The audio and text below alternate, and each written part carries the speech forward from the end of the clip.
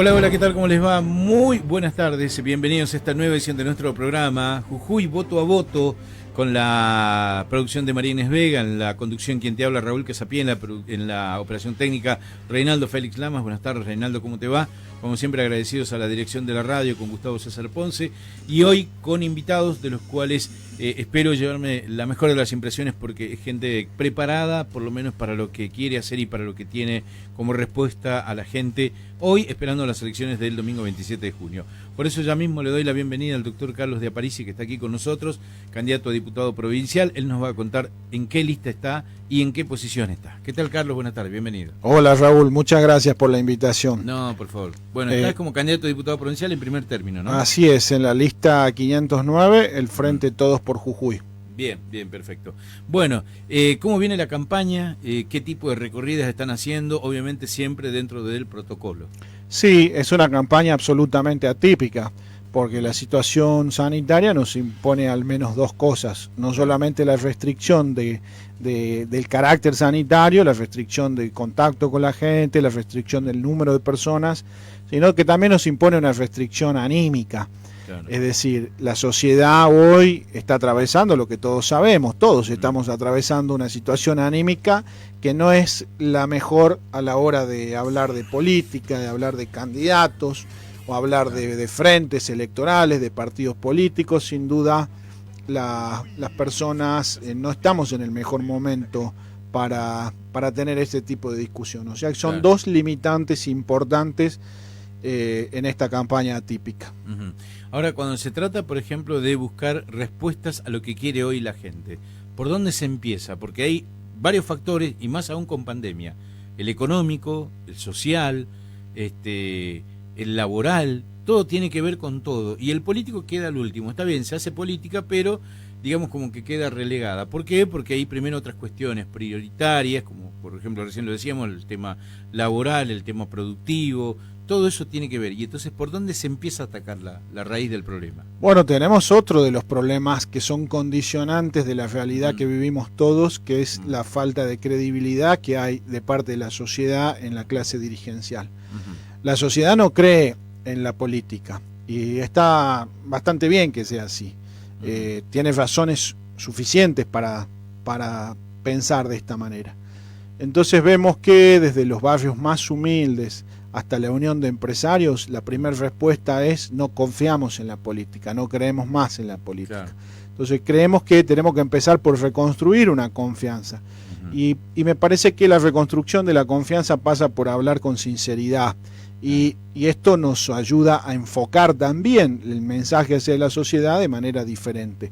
Nosotros no somos una expresión política que vaya a enfocar su mensaje a través de la simbología vacía de contenido social o de contenido político. No vamos a expresar que nos tienen que votar a nosotros porque somos representantes del peronismo, o porque somos representantes de Perón y Eva, o porque somos la bandera del justicialismo, o porque cantamos en la marcha. Claro. Pensamos que no, que la cosa no pasa por ahí. Buscamos generar confianza a través de hablar de verdad de los problemas de la sociedad y de plantear cuáles son las alternativas para salir de ellos. Nosotros creemos que ante todo la clase dirigencial o los que pretenden integrar lugares de decisión tienen que saber escuchar. Si no saben escuchar, bueno, entonces tienen un problema importante. Y creemos que la desconexión que existe entre el Estado, entre el gobierno, los partidos políticos y la sociedad, hay una desconexión que va en aumento. Los partidos políticos, la clase política, la clase dirigencial y el Estado están por un lado, la sociedad está por otro, y no tienen vínculos, no tienen canales de comunicación. El famoso tiempo de la política, ¿no? Que por ahí muchas veces va, no digo a contramano, pero sí va muy por fuera de lo que es el tiempo de la gente, ¿no? Sí, por supuesto, no solamente una cuestión de tiempo, sino también de espacio y de discusión. No hay, la vinculación es absoluta, o sea, la sociedad no siente que la clase dirigencial los escuche. Claro. Y los dirigentes o los que pretenden hacer política se encuentran con esa limitante. La gente no quiere escuchar de candidatos, no quiere escuchar de partidos, no quiere escuchar de política.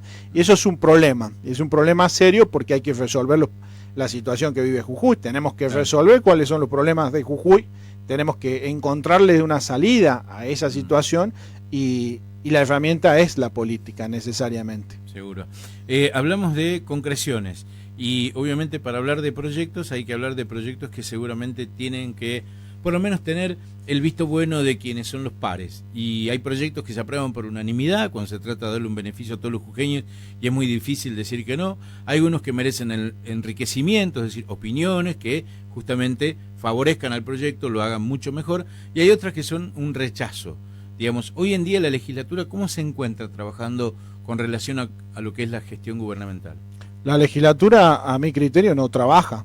Es uno de los 3 poderes que integra el Estado y no trabaja. No sesiona o sesiona muy poco. Además no se reúne en comisiones o se reúne muy poco y no tiene ni la capacidad de escuchar los problemas de la sociedad ni de representarlos. Entonces ahí tenemos el primer problema. Cuando hablamos de proyectos y cuál es uno de los proyectos y hacer trabajar a la legislatura, si nosotros tenemos que uno de los 3 poderes que constituyen el Estado en la provincia de Jujuy no trabaja, bueno, ahí tenemos un problema grave. Y además, a mi criterio, cuando tiene que resolver o cuando tiene que votar una ley, no lo hace previa discusión genuina, sino que lo hace en cuanto a las cantidades. Resuelve siguiendo la misma acción política que la Casa de Gobierno. Claro. Creo que la legislatura se ha convertido en algo así como una oficina del Poder Ejecutivo y que lo que hace es ratificar los decretos del Poder Ejecutivo a través de la sanción de leyes. Y no solamente lo hacen los que se encuentran identificados o son del mismo signo político que el gobernador, sino que también los hace buena parte de la oposición, de los que han sido votados para cumplir el rol de opositor. Claro. Y eso creemos que no está bien, porque de esa manera tenemos una situación institucional que implica hegemonía de poder. Entonces tenemos una sola persona que decide por 3 poderes, o por buena parte de los 3 poderes. Entonces eso no genera participación en una provincia que es absolutamente diversa, y ahí vemos los resultados. Vemos los resultados de lo que pasa con la provincia, vemos los resultados de lo que pasa con la legislatura. Tenemos una legislatura que no trabaja, que no discute, que no representa. Y bueno, soy absolutamente crítico de eso. ¿Por qué? Porque es una responsabilidad de quienes la integran. Y con esto no quiero generalizar. Hay excepciones, por supuesto. Seguro. Pero ese poder del Estado tiene que recuperar precisamente esa condición. Tiene que ser el poder más importante de los 3 que componen el gobierno. Te hago esta pregunta: ¿qué herencia política de gestión o de trabajo te ha dejado tu papá, que ha sido gobernador de Jujuy, como segundo gobernador al regreso de la democracia? Primero estuvo Carlos Snopek y después vino tu papá con Eduardo Alderete. ¿Qué herencia te deja en lo que hace a la dirigencia política? Mirá, yo me siento muy orgulloso de ser hijo de Ricardo de Aparici y te digo por qué.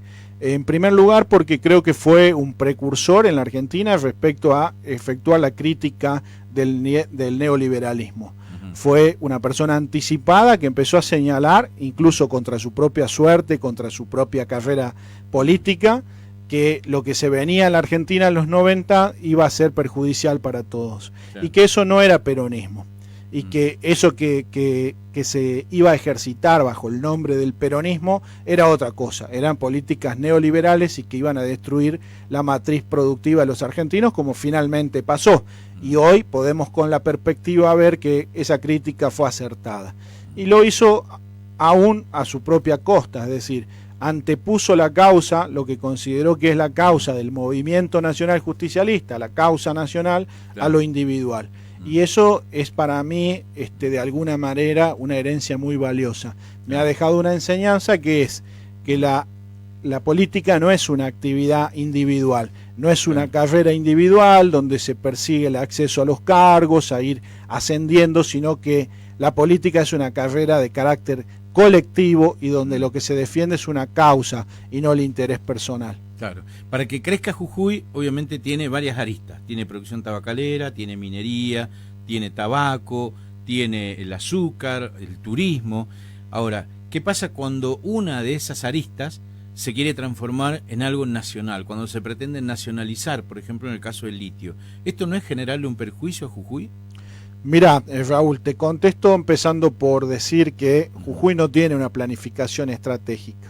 Jujuy no tiene un norte, no tiene definido hacia dónde tiene que transitar y sigue quizás con el mismo esquema de hace 30 o 40 años tradicional de modelos económicos de concentración y que tienen que ver con el tabaco, con el cultivo de la caña, con la minería, en su momento con el acero. Jujuy no ha logrado salir de ese paradigma de producción y no ha desarrollado otro, porque no tiene un rumbo, porque no ha sido fijado el horizonte estratégico de la provincia. ¿Por qué? Entre otras cosas porque carecemos de diversidad en la discusión, y es lo que decíamos recién, no nos sirve en la provincia que gane un color político y excluya al otro, que lo excluya por completo. Entonces tenemos que, y esta la crítica es hacia todos los partidos políticos o las expresiones políticas, el que gana excluye a los demás y no hay posibilidades de construir un futuro así. Entonces ahí empezamos con que nosotros no tenemos un desarrollo que esté vinculado a una causa estratégica. Ahí tendríamos que empezar a pensar cuál es la estrategia respecto del litio, cuál es la estrategia respecto de la minería, cuál es la estrategia respecto del turismo, cuál es la estrategia respecto de la vitivinicultura, y así podríamos seguir. Claro. Respecto del litio, particularmente, creo que no hay ninguna discusión respecto de que los recursos pertenecen al Estado provincial. Claro. Ahora, hay ciertas posiciones que plantean respecto del carácter estratégico que tiene ese recurso para la nación. Todas las naciones tienen recursos estratégicos. Claro. ¿Por qué? Porque se considera que en la explotación del mismo se encuentra interesado no solamente una empresa o un grupo empresario o una provincia o una localidad, sino toda la nación se encuentra interesada en la explotación de ese recurso. ¿Y cuál sería la distribución para Jujuy? Ya no sería la misma, porque Jujuy ha peleado en su momento por mejores regalías mineras, lo ha hecho en general, inclusive antes de que aparezca el litio. Y perder todo eso implicaría no solamente perder, por ejemplo, a la empresa que vino a invertir a Jujuy, que se puede ir a Chile, por ejemplo, que tiene otro tipo de legislación, y por lo tanto perder toda la fuente de trabajo que se tenían hasta ahora. Creo que hay una confusión en eso, Raúl. No hay una posición que establezca la necesidad de nacionalizar al litio como recurso. Creo que lo que hay es alguna discusión que hay que avanzarla. Acá no hay posiciones tomadas respecto de eso. Claro. Creo que hay que avanzar sobre la discusión sobre la industrialización del litio y cómo se puede hacer para que la industrialización de ese recurso que es estratégico para la nación sea más beneficiosa, principalmente sea más beneficiosa para las poblaciones locales. Claro. Por eso lo que se discute no es tanto sobre quitarle a Jujuy para repartir con toda la nación, no, lo contrario. Lo que se discute es la manera en la que se tiene que industrializar ese recurso, porque aquí tenemos un modelo, no solamente aquí, pero hay un modelo o una forma de generar ese aprovechamiento del recurso que tiene que ver con la concentración de la riqueza en manos de un capitalista. Entonces, claro, entendemos que el capital no tiene que ser el único beneficiado respecto de la extracción de recursos naturales que son además no renovables, claro, sino que esos procesos de industrialización tienen que orientarse hacia la inclusión, hacia la generación de empleos genuinos, de empleos que generen dignidad en la persona, y no solamente hacia la concentración de la riqueza en manos del capital empresario, que es muy positivo que exista, claro, pero siempre y cuando esto se plantee o se desarrolle en base a un proyecto económico que sea inclusivo, es decir, que busque incluir a toda la sociedad, y sobre todo a las localidades aledañas, que son las que de alguna manera sacrifican el recurso y sacrifican otros recursos que en algún punto se ven afectados, por lo menos en su condición ambiental. Entonces, que las localidades no sean las que solamente tengan posibilidades de acceder a algún puesto de empleo, sino que participen en la construcción de esa riqueza, en los beneficios de esa riqueza. Claro. Ahí apunta la discusión. Claro, pero está entendido que las comunidades originarias siempre participan de lo que serían los estudios de impacto ambiental, las negociaciones con respecto al tema fundamentalmente de las regalías, cuánto le corresponde al pueblo que está cerca de la explotación minera, y la provincia, no nos olvidemos, que gana por el cateo, la exploración y la explotación. Es decir, son pasos en los cuales la provincia obtiene recursos con los cuales seguramente asiste también a la gente que está en el lugar, le da trabajo, hay gente que no solamente es minera, sino que brinda servicios que favorecen también. Eso está fuera de discusión, ¿no? Y eso claro. No se puede modificar. Eso está absolutamente fuera de discusión. En todo Después caso, tendremos que ver si hay que claro. corregir también lo claro. que hace la provincia, porque esto no es Seguro, puramente, sí, no estamos hablando del gobierno, estamos hablando de la provincia como una entidad. Código minero también, ¿por qué no Por decirlo? supuesto. Entonces, eso no está en discusión. Lo que está en discusión es cómo hacemos para que eso sea mejor distribuido. Y estamos hablando siempre de la industrialización del recurso y no respecto de la propiedad de los recursos. Claro. Que eso está fuera de discusión, lo establece la Constitución de la Nación. Seguramente. Bueno, y en este sentido yo decía, para agregar algo de lo que podría hacer la Nación, en todo caso favorecer a la provincia de Jujuy o a la de Salta, que también explota el litio, o Catamarca, por ejemplo, decir, bueno, miren, en vez de sacarles a ustedes los beneficios que le brinda la explotación del litio, más bien vamos a tratar de generar una inversión importante de la fabricación de baterías, la creación de una fábrica de autos también, por supuesto, que puedan ser híbridos o autónomos en función del uso de la energía, en este caso del litio. ¿Pasaría por ahí también el apoyo de la Nación? Por ahí pasa la discusión, claro. Raúl. No hay nadie que plantee la posibilidad de quitarle los recursos a la provincia. Claro. Eso es imposible, eso está establecido en la Constitución. Claro. O sea que lo que decimos es la segunda instancia. ¿Cómo hacemos para que la industrialización del litio realmente produzca beneficios en la sociedad? Claro. Porque ¿para qué queremos una industria si no es para beneficio de la sociedad? ¿De qué nos sirve a nosotros fabricar baterías y que se las lleven, no sé, a los talleres automotrices de Alemania, si no va a ser para generar mejores condiciones de vida? ¿Cómo hacemos para que esos recursos que son de los jujeños sean aprovechados para los jujeños? Y no solamente para crear un puesto de trabajo, porque ahí tenemos que hablar sobre la desigualdad que tiene la provincia. Entonces sabemos que no es lo mismo, que es más difícil vivir en la Puna que hacerlo en el Valle, que hay condiciones que hacen desigual a la provincia. Entonces tenemos que quebrar esas asimetrías y la provincia tiene que ser igual para todos y tener las mismas oportunidades para una persona que nace en medio de la Puna como aquel que lo hace en el Valle. Tiene que tener las mismas oportunidades de acceso a la educación, de acceso a la salud. Esas asimetrías se tienen que corregir. Bueno, ahora que tenemos un recurso muy valioso que por la tecnología se puede aprovechar, bueno, ese recurso tiene que servir para lograr por lo menos acercar esas diferencias que existen entre distintos lugares de la provincia. A eso apunta la discusión. De ninguna manera es a quitarle el recurso a los jujeños. Todo lo contrario, es para que el recurso o los beneficios de ese recurso que tienen carácter estratégico para la nación, no solamente para la provincia de Jujuy, sean mejor aprovechados. Y te voy a un ejemplo, si me permitís un segundito, que tiene que ver con esto y tal vez sea más sencillo de entender. La vitivinicultura en la Quebrada, que es una actividad que se encuentra en vías de desarrollo y que ha prosperado. La vitivinicultura también persigue un modelo de concentración de riqueza. Hay un capitalista que invierte, que trae un capital, generalmente es extranjero, que compra las tierras de los lugareños a bajo precio, y que es él el que genera la producción y el vino y la comercialización del vino y el valor de la marca. Beneficiado además por el carácter paisajístico que tiene el lugar donde tiene esa producción, utiliza los recursos naturales que son de nuestra provincia, el agua, el ambiente en general, y como derrame hacia la sociedad o hacia la localidad genera alguno que otro puesto de trabajo. Alguna persona del lugar puede ir a cosechar la uva, puede hacer tareas de mantenimiento, puede hacer limpieza en la bodega. Bueno, hay otro modelo que dice no, tenemos que generar que los productores sean los lugareños, que utilicen la tierra, que se vean beneficiados por el paisaje, que produzcan su propio vino, que produzcan su propia marca. Y eso impulsado, asistido por el Estado para poderse desarrollar. Bueno, esos serían los dos modelos. Eso lo podemos aplicar casi que a todos a todas las actividades económicas. Entonces, no está mal para nada la actividad empresarial ni la inversión de capitales de riesgo, no está nada mal.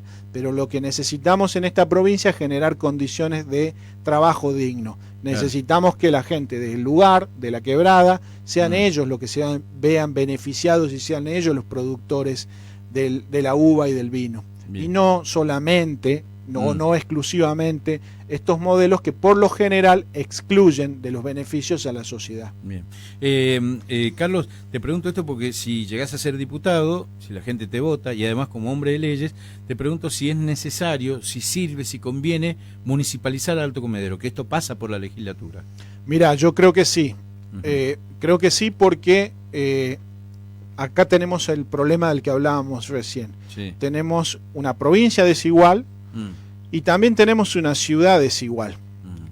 Basta con que la recorramos un poquito para ver que no es lo mismo algunos barrios respecto de otros, sobre todo de Alto Comedero y respecto de algunos sectores. Entonces necesitamos actuar con carácter de justicia en la distribución de los recursos.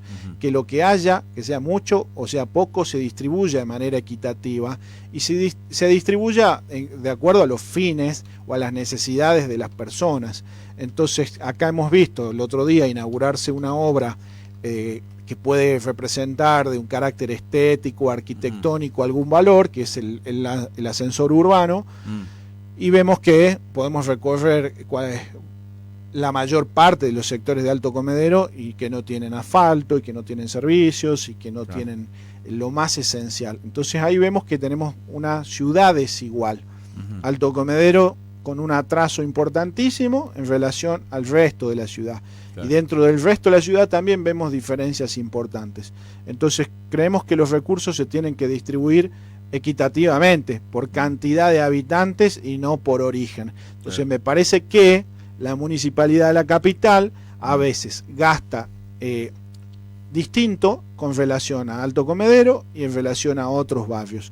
Y creo que Alto Comedero debería autogobernarse. ¿Por qué? Porque tienen que ser ellos los que definan. Si Alto Comedero tuviese su propio municipio, bueno, el ascensor urbano no existiría, me parece a mí, y habría una justa distribución. La riqueza como la pobreza se tiene que distribuir en forma justa. Lo que no podemos soportar es que existan estas condiciones de desigualdad y los vecinos de un barrio vivan de una manera y los vecinos de otro barrio vivan de otra. Y la inversión, cuando hay, o sea, la distribución de dónde se invierte, dónde se gasta más en los barrios que tienen mejores condiciones que en los barrios que tienen peores condiciones. Bueno, yo creo que eso es injusto. La última pregunta, pero la más importante de todas, si se quiere, porque se habló mucho sobre este tema. ¿Debe existir una reforma de la Constitución? ¿Debe existir una reforma política?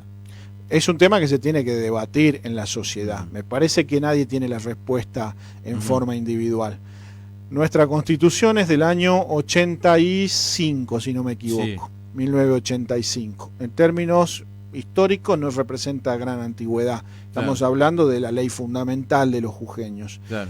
Pero ha habido transformaciones también, ¿no? O sea, ayornarla a lo que han sido las privatizaciones, cosas que ya no están dentro del Estado. Sí, por supuesto, hay instituciones de la democracia semidirecta que no están contempladas en esa Constitución, pero que se desprenden de los valores republicanos. Yo creo que no es absolutamente necesario reformar la Constitución. Me parece que tenemos problemas muchísimos más severos. Sí, me parece que es necesario construir espacios de diálogo, de participación, como por ejemplo un Consejo Económico y Social. Necesitamos integrar a las decisiones estratégicas de la provincia a todos los sectores. Necesitamos que esté el sector público, que esté el sector privado y que esté la sociedad civil. La reforma de la Constitución me parece que es algo que puede esperar. Hoy tenemos problemas de hambre, hoy tenemos problemas de salud, hoy tenemos problemas severos, y la herramienta constitucional nos sigue siendo útil. El asunto es cómo se la respeta, no tanto la herramienta en sí mismo. Seguro. Carlos, muchísimas gracias por haber venido y seguramente va a quedar una oportunidad más para charlar en este programa o en la mañana, en la que también estamos hablando con los candidatos, que nos parece siempre oportuno y muy bueno escuchar los proyectos, las ideas y todo lo que piensen algunos dirigentes políticos en campaña en este momento. Muchas gracias a vos, Raúl. Muchas gracias por el espacio. Y gracias por cumplir con la palabra de venir puntual. Antes que yo, inclusive. No hay problema. Muchas gracias a vos. Dale. Un placer. Breve pausa. Estuvimos con el doctor Carlos de Aparici, candidato a diputado provincial. Ya volvemos, dale.